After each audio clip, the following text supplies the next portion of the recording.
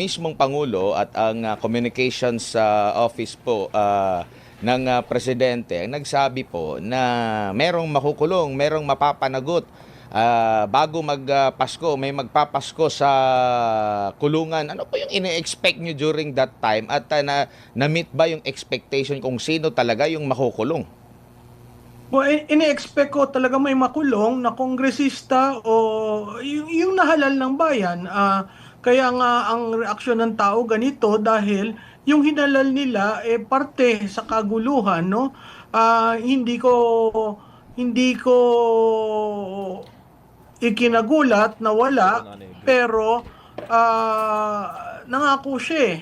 So, ang akin nga parang nabudol na naman ang Pilipino dahil ang nakulong o merong kaso ay mga DPWH engineers at saka ang pinapalabas ngayon ang pinakamalaking kontratista, ang mag-asawang Diskaya.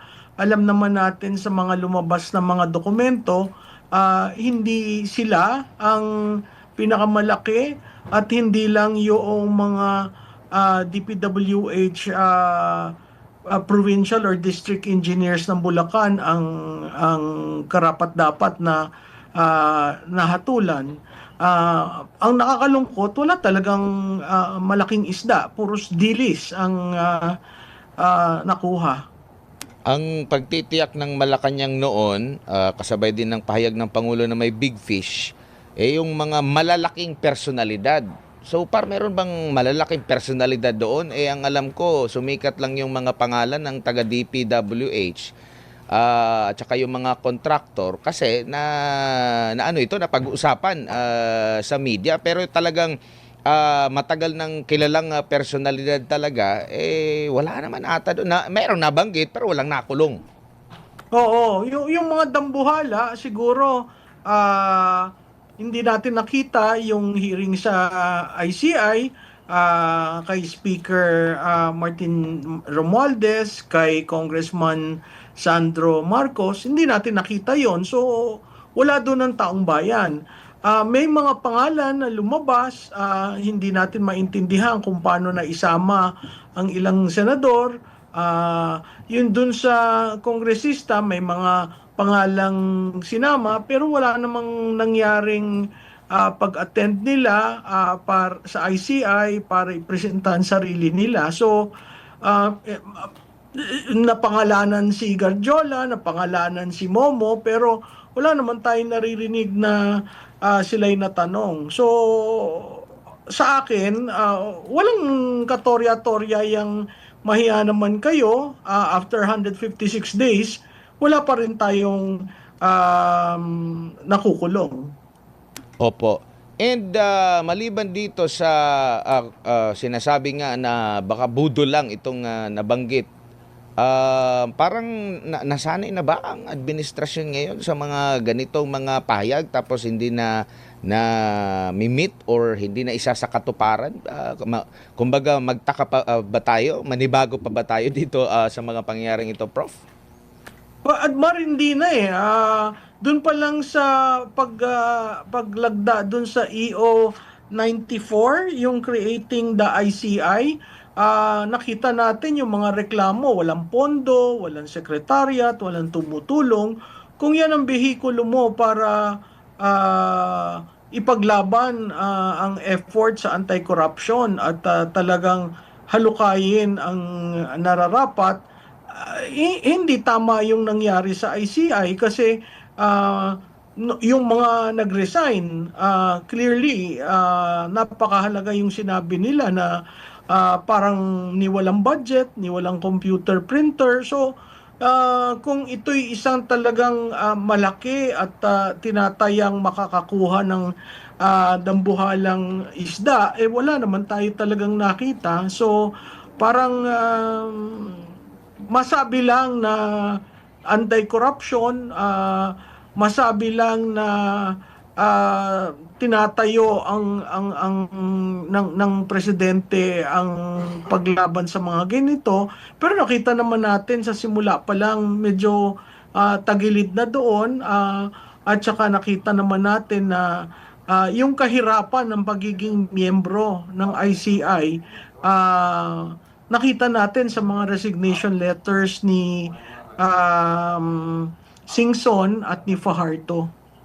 Opo, nakikita nyo rin po ba na hindi na magtatagal itong ICI at sa pag-re-resign po ng pinakabago po, no?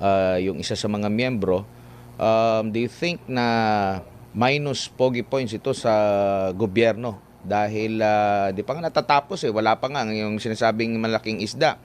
Yet yung mismong komisyon na binuo parang naghihingalo. Tama ka dyan, Admar. Ang ICI ay nasa ICU. Hindi natin alam kung yan maruresuscitate o mapapagtibay ang kanilang mga dapat gawin. Under sa EO 94, pwedeng i-dissolve ng presidente yon, isa yung option at yun ay nakasulat dun sa EO 94. Ang parati kong sinasabi, nasa catch-22 ang presidente. Siya ang naglunsad nitong anti-corruption drive niya. Siya ang hindi inayos ang secretariat ng ICI. Siya ngayon ang sunod-sunod na pagre-resign nitong mga na talaga, anong gagawin mo ngayon sa ICI? I-abolish mo ba? I-dissolve mo ba? Kung i-dissolve mo, kailangan yung panukalang batas sa Kongreso calling for a more stronger organization, institution, should be passed. Hindi naman yun certified as urgent. So, maraming problema ang nangyayari dahil dito sa biglaang desisyon na mahiya naman kayo campaign. Opo. Sa nakikita nyo po, ma'am, yung dito sa mga nag-imbestiga po, no, sa maanomalya na bulgar na sinasabi ang administration niyang nag-umpisa, marami na po ang mga nag-imbestiga dito. Naungunay nga dyan yung Blue Ribbon. Nagkaroon pa nga ng dalawang magkakaiba, no, na tawag nito, magkakaibang leader, no, pinuno ang Blue Ribbon at saka ganun din dito sa ICI po. Do you think nakakuha ba ng magandang resulta or alin ba dito sa mga organisasyon na ito ang maaaring masabi natin na may magandang output po, no, ma'am?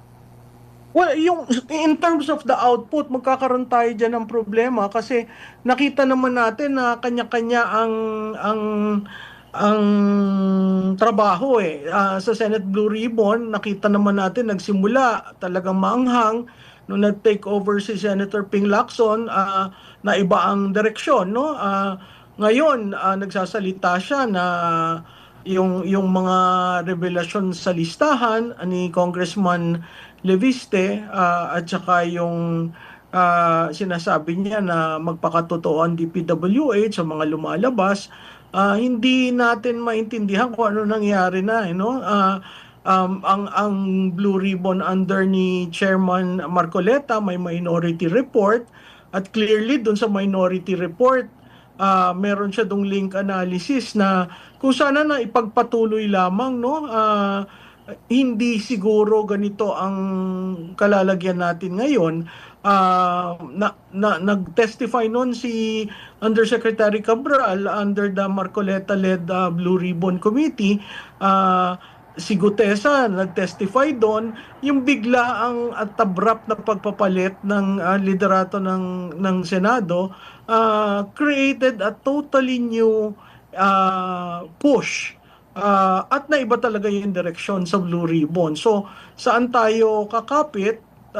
Dahil sinabi rin ni Senator Ping Lacson, tapos na yung kanyang paghihiring at mukhang wala na siyang makukuhang mga witnesses. Kung ganun ang ganun, wala talagang mangyayari dito sa ating mahiya kayo campaign ng Pangulo.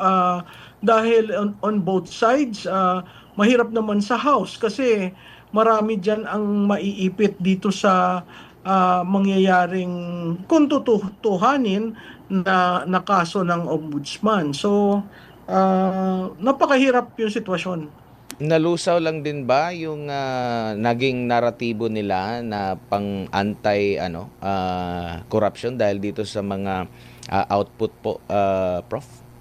Admar, kasi alam mo ang problema nga dun sa anti-corruption advocacy, parang iniisip lamang, wala talagang plano. Katulad nung sinabi ko dati, walang exit strategy. Hindi mo alam sino ba talaga, saan ba pupunta. So tuwing papalapit tayo ng papalapit, biglang proprotektahan ang liderato para hindi umabot sa kanya.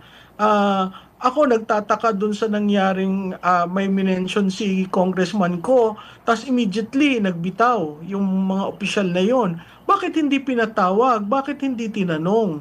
Bakit nandyan lang pero hindi na sila tinatawag? So, biro mo yun ay DBM Secretary, ang DPWH Secretary, ang ES. Di ba napakahalagang malaman ng taong bayan ano ba talaga nangyari? Kasi hindi maliit hindi sentimo hindi sinsilyo yung nawawala.